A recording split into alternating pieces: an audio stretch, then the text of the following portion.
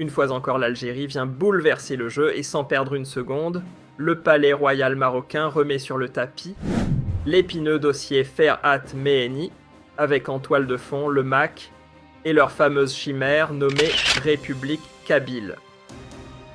De nouvelles révélations tombent explosives et la déflagration résonne jusqu'au plus haut sommet du pouvoir. Comme toujours, l'introduction commence par l'incontournable combo « Une bénédiction pour le prophète », suivi du fameux appel à cliquer sur « J'aime ». Un rituel presque sacré, mais derrière cette mise en scène familière se cache une manœuvre bien plus sérieuse. Le duo Rabat-Paris semble déterminé à tester la patience algérienne en orchestrant un spectacle médiatique centré sur leur obsession favorite, la prétendue République de Kabylie, qu'ils annoncent en coulisses comme prête à éclore. Mais voilà que le retournement de situation vient directement du Maroc lui-même. Dès les premières minutes, un extrait attire l'attention. Plusieurs spécialistes africains habitués aux complexités du continent sont formels soutenir des séparatistes, surtout quand on a soi-même un foyer de tension comme le Sahara occidental sait s'aventurer en terrain glissant. Et ça, même Rabat ne peut l'ignorer. Impossible pour Rabat d'endosser officiellement la cause d'un groupe séparatiste agissant à 2 pas de ses propres frontières. Ce serait se tirer une balle dans le pied. C'est pourquoi, selon nombre d'observateurs, le régime préfère garder ses distances avec Ferhat Méhenni et sa formation classée terroriste par Alger. Pas de soutien assumé, pas de déclaration en sa faveur, juste un silence calculé, sauf que dans l'ombre, les billets circulent. Plusieurs sources concordantes révèlent que des fonds colossaux estimés à plusieurs millions de dollars atterrissent bien dans les poches du MAC. Et pour que le tout fonctionne comme une horloge, le Maroc dépêche discrètement des relais associations représentants officiels aux 4 coins du globe pour huiler la machine logistique, communication, propagande. Mais voici le twist qui déstabilise tout. Selon certains recoupements, ces opérations ne seraient pas directement coordonnées depuis les hautes sphères marocaines. Et même Paris, souvent cité comme le parrain bienveillant de cette agitation, refuse obstinément d'officialiser son appui.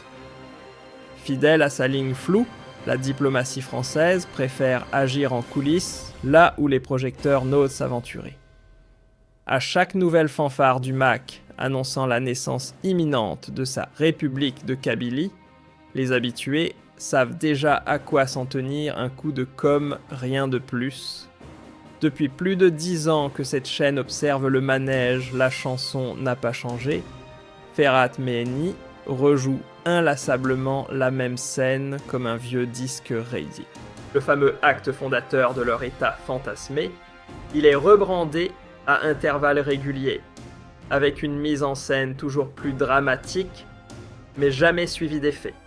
Et pour cause, dans les rues, pas un drapeau, pas une foule, pas même un murmure. L'indépendance, tant proclamée, se heurte à un silence de cathédrale. Là où il jure des millions de soutiens, on peine à compter ne serait-ce qu'une poignée d'individus. Et ce qui a véritablement fait tiquer les analystes, c'est un rapport récent, selon ce document. C'est depuis Rabat, sous la houlette des services marocains, que le MAC tirerait ses directives. Une mise en scène, oui, mais au script écrit à l'étranger. Les rênes du MAC semblent fermement tenues depuis Rabat et Ferhat Méhenni, autrefois fervent défenseur de son algérianité, n'est désormais plus qu'un pion déplacé au gré des intérêts d'autrui. Les archives des années 90 regorgent de ces déclarations d'amour pour l'Algérie, avant qu'un exil en France ne vienne tout inverser, retournant sa rhétorique comme une veste usée. Désormais, il sert de levier entre les mains de ceux qui cherchent à titiller Alger ou à l'affaiblir. Mais c'est bien mal connaître la résilience algérienne, qui ne se laisse pas ébranler par ce genre de gesticulation politique. D'ailleurs, selon plusieurs sources, Certains membres clés du mouvement ont été parachutés à Paris pour jouer les messagers, pendant que d'autres restent planqués au Maroc pour huiler l'appareil.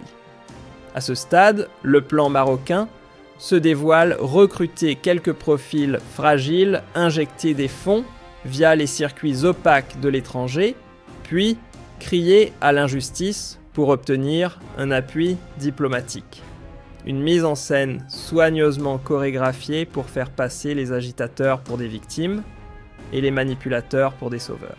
Pas un jour sans que les chaînes marocaines ne martèlent leur refrain favori, la République kabyle, serait sur le point d'être dévoilée dans une déclaration grandiose. Une litanie médiatique qui frôle l'obsession.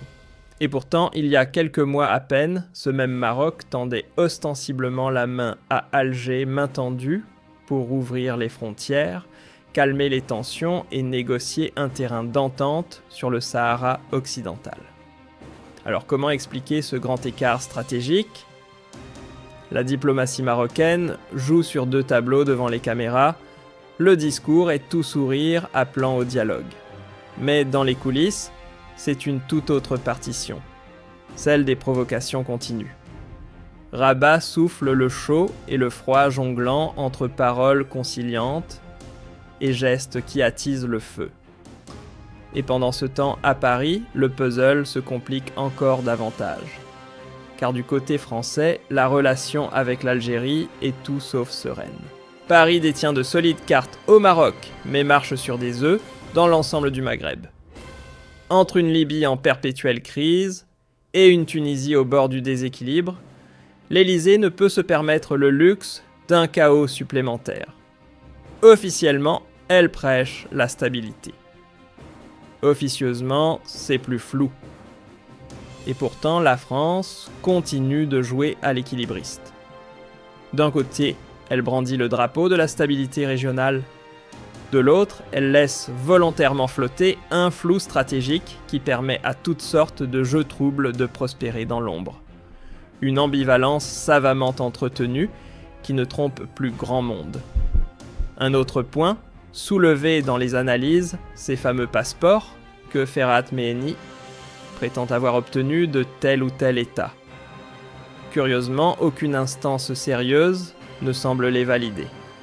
Ni Rabat, qui pourtant le finance à demi-mot. Ni Paris, qui l'accueille en silence.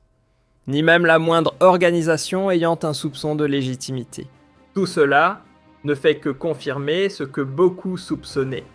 Déjà, l'homme n'est qu'un produit médiatique, un personnage fabriqué pour faire du bruit, mais sans aucune consistance réelle sur le terrain. En Algérie, l'État sait faire la part des choses. D'un côté, il protège les revendications amazighes, sincères, culturelles profondes. De l'autre, il démasque sans difficulté les montages politiques destinés à semer le chaos intérieur. En Algérie, la réponse est claire, comme de l'eau de roche, pas question de laisser place au moindre démembrement territorial. Sur ce point, le consensus est total. Peu importe d'où viennent les tentatives de division, elles se heurtent systématiquement à un mur infranchissable, l'attachement viscéral du peuple à son unité nationale. Et ce constat, disons-le franchement, met Rabat dans une posture pour le moins embarrassante. Car sur la scène intérieure, le régime marocain alimente habilement l'illusion d'une Algérie sur le point d'exploser avec à l'horizon une pseudo-république kabyle prête à surgir. Une belle histoire pour les téléspectateurs locaux. Sauf que dans la vraie vie, il ne se passe strictement rien. Même Ferhat Meheni, dans un moment de lucidité passée, reconnaissait que la séparation n'avait jamais séduit personne au pays. Dans une ultime tentative de troc géopolitique, le Maroc essaie de poser la carte MAC sur la table pour tenter d'obtenir des concessions sur le dossier du Sahara occidental. Une manœuvre de plus en plus grotesque dans un contexte régional sous haute tension, où chaque phrase mal pesée ou geste mal interprété déclenche des répercussions disproportionnées du Maghreb au couloir des grandes chancelleries Désormais impossible d'analyser les rapports entre l'Algérie, le Maroc, la France et le reste des acteurs internationaux avec les lunettes d'hier. Les anciens schémas ne tiennent plus. Aujourd'hui, le jeu est brouillé par un cocktail d'ambiguïté soigneusement entretenu, de tactiques feutrées et de manipulations informationnelles, où l'illusion finit souvent par peser plus que les faits eux-mêmes. Dans ce théâtre d'ombre, ce qui semble vrai compte parfois plus que ce qu'il est réellement. L'affaire Ferhat Meheni, ses annonces, ses alliances supposées, ses soutiens plus ou moins fantasmés, n'est que la partie émergée d'un échiquier complexe. Ce micro-scénario illustre parfaitement comment chaque puissance en présence s'emploie à poursuivre ses propres intérêts, tout en cherchant à affaiblir l'adversaire. Non pas frontalement, mais par un jeu de signes petites phrases, silence lourd de sens, déclarations à demi-mot, soutien dissimulé, ou même crise médiatique montée de toutes pièces pour provoquer un impact politique bien calibré. L'Algérie, désormais rompue au jeu de provocation, ne s'empresse plus de répondre coup pour coup comme elle le faisait autrefois. Sa riposte plus subtile s'appuie aujourd'hui sur 3 piliers solides, une architecture institutionnelle stable, une opinion publique imperméable aux tentatives de fragmentation et une diplomatie patiemment reconstruite, crédible et respectée sur la scène mondiale. Et cette crédibilité ne se limite pas au discours, elle s'incarne dans une posture claire, inébranlable, mais pondérée dès qu'il s'agit de souveraineté territoriale.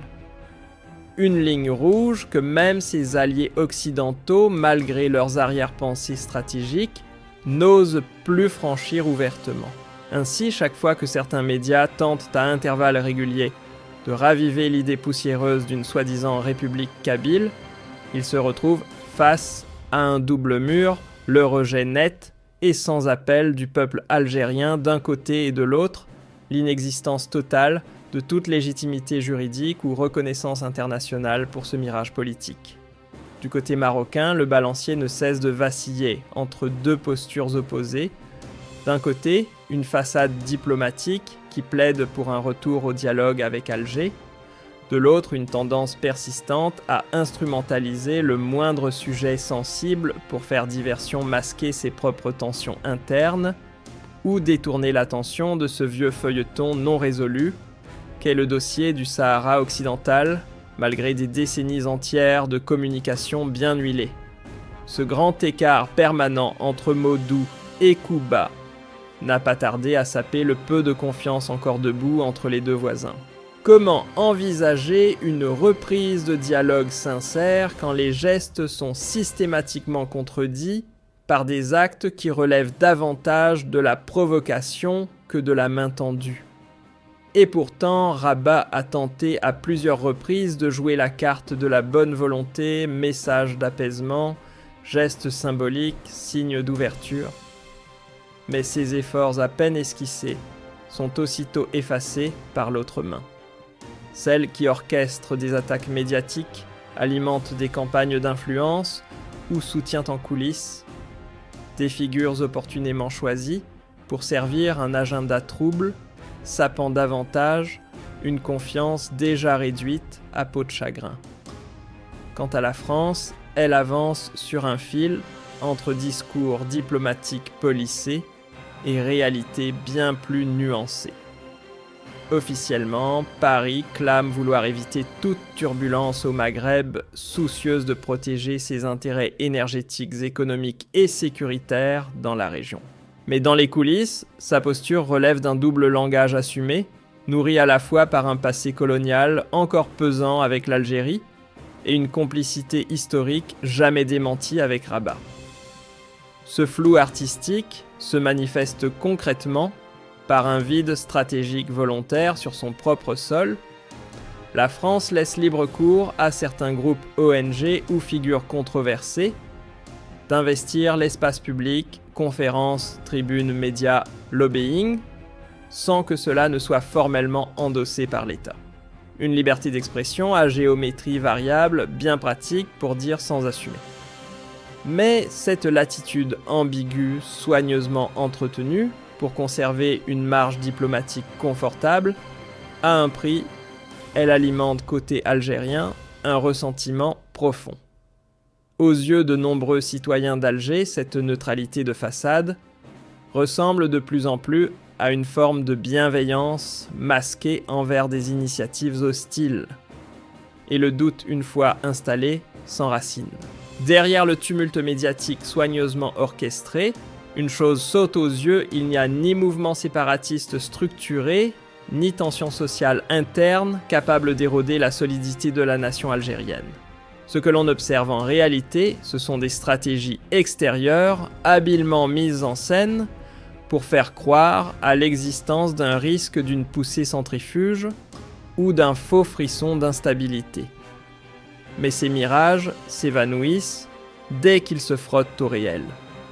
Sur le terrain, personne ne bouge, les rues sont calmes et la population algérienne fait preuve d'un discernement politique remarquable.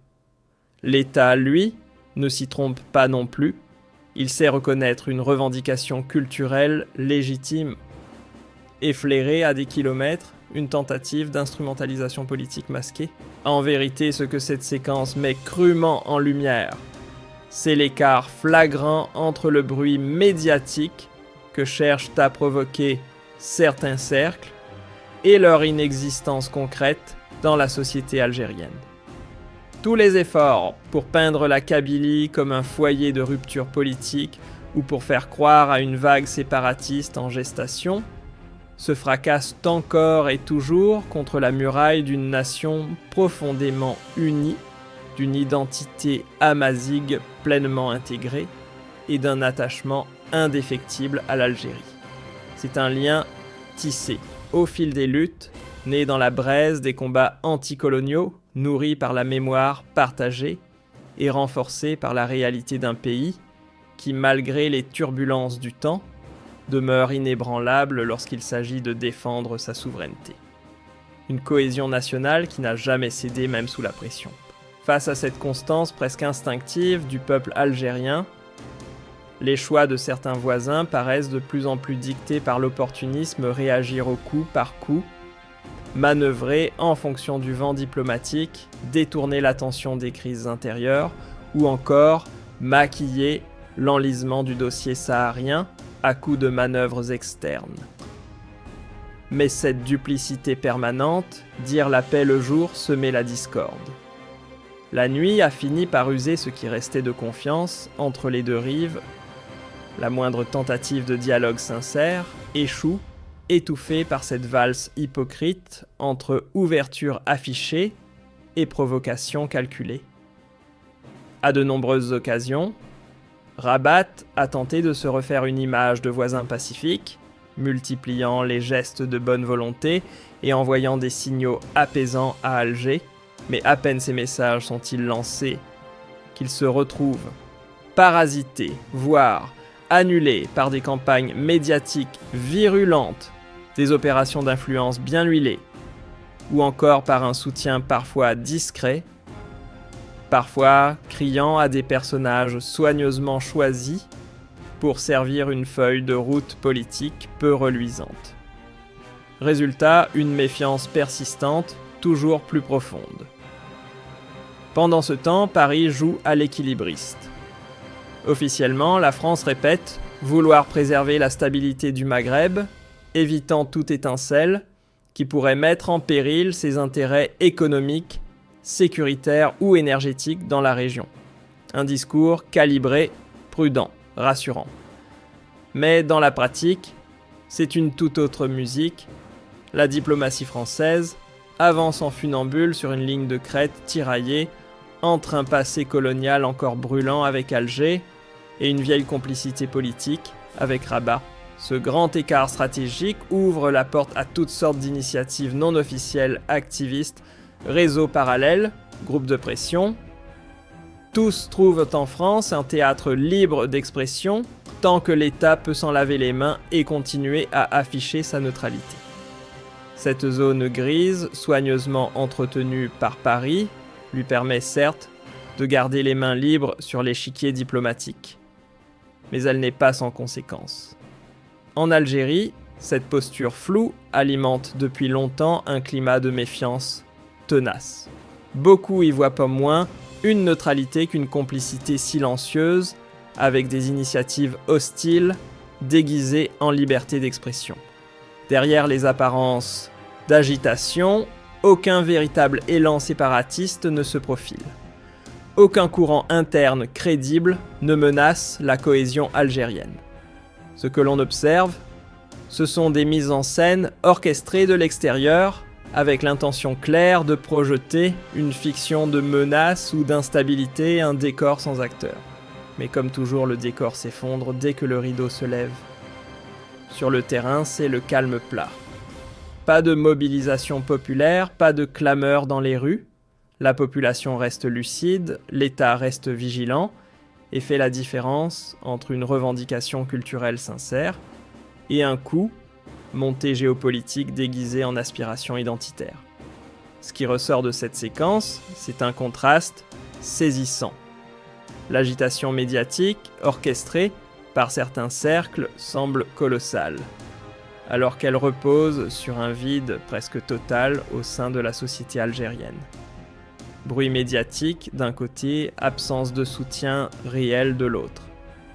Toutes les manœuvres visant à peindre la Kabylie comme une zone fracturée ou à faire croire à une poussée indépendantiste se brisent sur un mur infranchissable, la profondeur historique de l'unité nationale, la reconnaissance institutionnelle des droits et de l'identité amazighe et l'attachement solide de la population à l'Algérie. Le décor monté de toutes pièces s'effondre face à cette réalité tangible. Car ce lien qui unit le pays n'est pas qu'une abstraction, il a été forgé dans la lutte anticoloniale, consolidé par la mémoire collective et ancré dans la réalité contemporaine. Malgré les défis, l'Algérie reste farouchement unie, prête à défendre sa souveraineté contre toute tentative de division. La stabilité presque instinctive qui caractérise l'Algérie tranche nettement avec l'attitude de certains voisins, dont les choix semblent guidés par l'urgence du moment, la quête d'un bénéfice diplomatique immédiat ou le besoin pressant de détourner l'attention de leurs propres tensions internes. C'est pourquoi, lorsque certaines machines médiatiques s'acharnent à grossir des phénomènes inexistants ou à souffler artificiellement sur des braises imaginaires, elles ne dévoilent pas une quelconque vulnérabilité algérienne. Elles exposent plutôt la fragilité stratégique de ceux qui tentent de manipuler ce récit pour remodeler à leur avantage le paysage régional. En fin de compte, l'effet boomerang de toutes ces manœuvres confirme une réalité, l'Algérie refuse de se laisser piéger par les surenchères inutiles. Elle avance avec une patience calculée, convaincue qu'une provocation perd toute force lorsqu'elle ne rencontre ni réaction impulsive, ni écho dans la rue, ni la moindre adhésion populaire. Grâce à cette posture réfléchie, l'Algérie parvient non seulement à affermir son rôle au sein de la région, mais aussi à élargir son réseau d'alliances extérieures. Elle renforce ainsi un modèle de stabilité interne qui contraste fortement avec les turbulences politiques et les frictions institutionnelles visibles dans plusieurs autres pays du Maghreb. Dans cette optique, la phase actuelle ne s'apparente pas à une crise, mais plutôt à un moment de mise au point. Une mise au point sur les véritables intentions des acteurs en présence. Une mise au point sur les limites d'une propagande médiatique qui, malgré son intensité, montre vite ses failles lorsque les faits lui résistent. Une mise au point, enfin, sur l'issue inévitable des projets artificiels conçus à l'extérieur, sans soutien populaire, sans légitimité historique, sans ancrage social, leur destin est scellé d'avance, aussi bruyante que soit leur mise en scène. Ainsi, ce contexte met en lumière un fossé grandissant d'un côté les scénarios imaginaires de ceux qui rêvent d'affaiblir l'Algérie. De l'autre, la réalité d'un pays dont l'unité et la maturité politique continuent de se consolider à mesure que chaque tentative de déstabilisation révèle sa véritable nature, celle d'une opération de communication dénuée de substance réelle. Au final, lorsque l'on écarte les tempêtes médiatiques et les manœuvres théâtrales, une réalité persiste. L'Algérie poursuit son chemin avec une constance remarquable, fondée sur la défense ferme de sa souveraineté, la solidité de son appareil institutionnel, une diplomatie vigilante et une unité nationale qui ne fléchit pas. Et dans un monde où les équilibres changent à vitesse fulgurante, où les tensions géopolitiques se multiplient et où l'information est devenue une arme aussi redoutable qu'un arsenal militaire. Cette continuité algérienne n'est pas seulement une force stratégique, elle constitue une réponse silencieuse, mais implacable aux acteurs qui rêvent d'affaiblir le pays. Une réponse dénuée de bruit, d'escalade ou de gesticulation, mais portée par la fermeté et la constance.